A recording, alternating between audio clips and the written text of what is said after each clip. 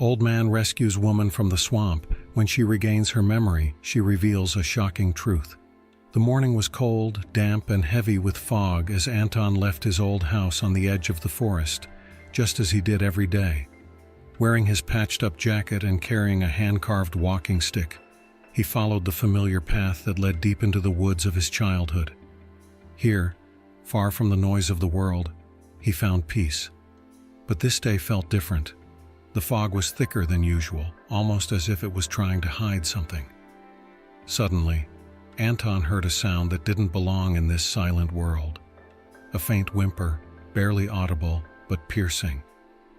He stopped, his heart suddenly heavy, and followed the sound through the underbrush until he reached the edge of an old, half-forgotten swamp. There, between fallen trees and muddy water, lay a body. A woman motionless, half-sunken in the mire.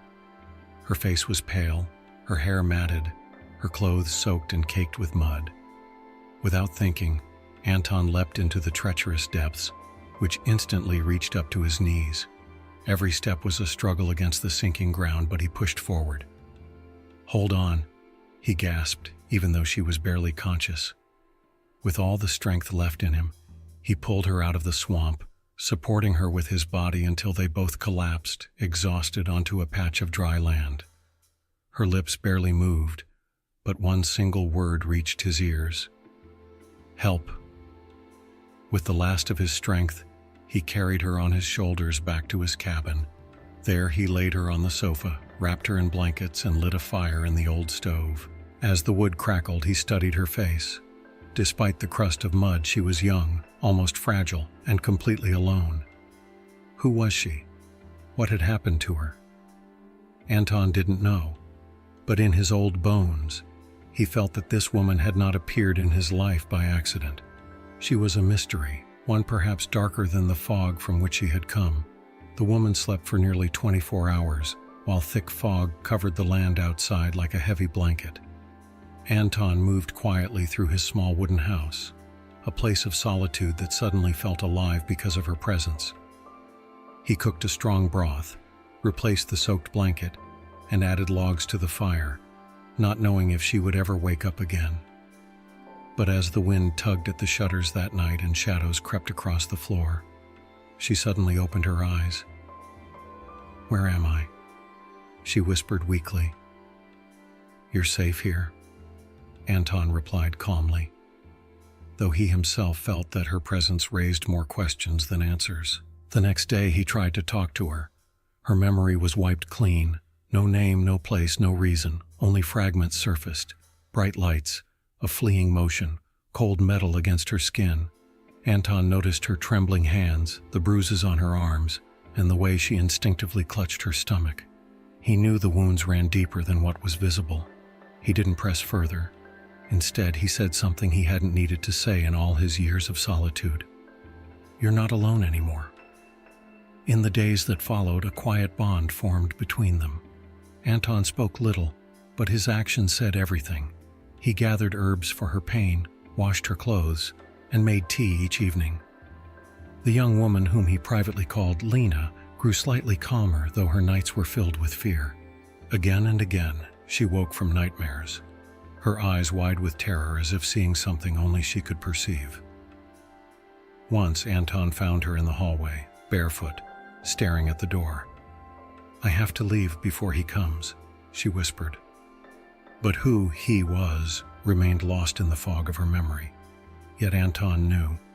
This woman had not entered his life by chance.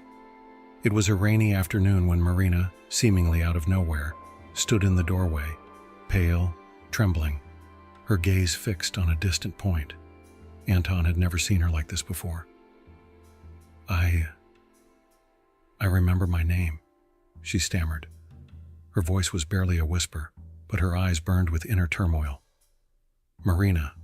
My name is Marina." She slowly sank into a chair as if speaking her name alone had drained all her strength. Anton sat down across from her, saying nothing. He knew it wasn't his place to push further. And yet the door had now been opened. In the hours that followed, the memories came pouring out of her as if a dam had burst. A car ride, a man by her side, the feeling of growing drowsiness, then darkness. "I think he gave me something that made me dizzy," she said. Anton clenched his hands in his lap. I saw his face. He was calm, so calm. Marina began to tremble. He stopped the car, and then he pushed me out. I fell. It was dark, cold, swamp. Her voice broke. Tears streamed down her face, and in her eyes there was no doubt, only raw terror.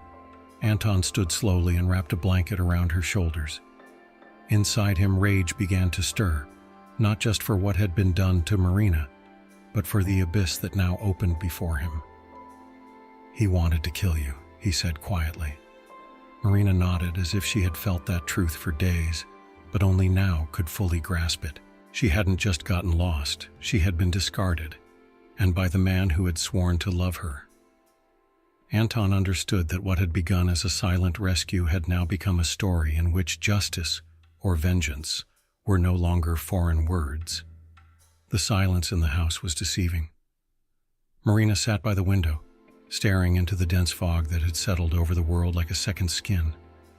Her words still echoed in Anton's mind. "He thinks I'm dead." That meant she, here, in this moment, was safe. But it also meant that it was only a matter of time before someone came to confirm whether that was really true. Anton, who had spent his life avoiding the affairs of others, felt something stir deep inside him, a pull stronger than his caution. It was the realization that in this case, silence was not protection. It was betrayal. That very night, Anton set out. His old car started reluctantly, but it ran. Upon arriving in the village, he waited for the only man he trusted, Igor, the local police officer. The two shared a quiet, long-standing friendship. And as Anton recounted the story, plainly without embellishment, just the hard facts, Igor slowly nodded. "I'll take care of it," he said as he reached for his phone. Just a few hours later, Marina's husband was arrested, clueless, certain that his dark deed would never come to light. When Anton returned, Marina was already at the door. In her eyes shimmered both fear and hope. "Is it over?" she asked. Anton stepped closer, placing a hand gently on her shoulder. "It's only beginning," he said. But this time there was no hesitation in his voice. In the days that followed, the darkness slowly faded from Marina's eyes. She stayed, not because she had nowhere else to go, but because she saw more in Anton than just her rescuer.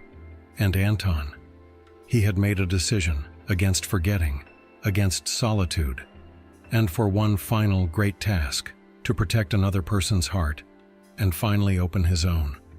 Sometimes a single moment is enough to change two lives. In Marina, Anton didn't just find a purpose, he found himself again. And Marina regained more than her memory. She found protection, trust, and a new beginning. This story reminds us, it's never too late to do what's right. Even in the deepest fog, there's always a light somewhere. You just need the courage to follow it. What touched you most about this story? Let us know in the comments. Like and subscribe for more emotional stories, and share this with someone who believes in second chances. See you in the next video.